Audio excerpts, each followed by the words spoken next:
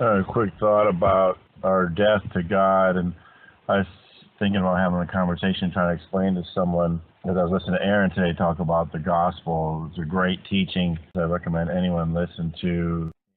We all put things in our own words, so I want to put this down in my own thoughts, my own words. I think he does it better than anyone, but not everyone hears Aaron. So he was making the point that we all tend to, by default, say there's something wrong with God. By the very question of, is there a God, implies there's something wrong with God, because how can there be a God if everything is so screwed up? And that's true, even though we're not saying what's wrong with God. When we say, can there be a God, we are in essence saying, how can there be a God? There certainly isn't a good God, but things screwed up as they are, and that reveals our natural tendency that we are not good. He didn't make a bad thing.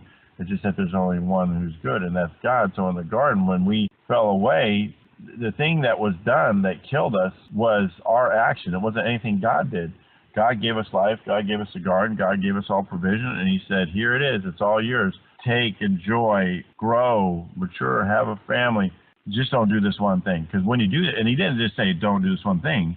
He said, when you do this one thing, you're going to die to me. So the death that occurred, the spiritual separation and death that occurred, was something that they called for themselves. It's something that all of us call for ourselves. It's something that all of us decide ourselves to be separated from our God through our own choices. We choose to be spiritually dead to our God. They chose to be spiritually dead to their God.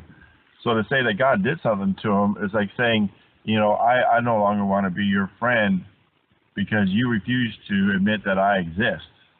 Or you refuse to admit that I even am your friend or a nice person.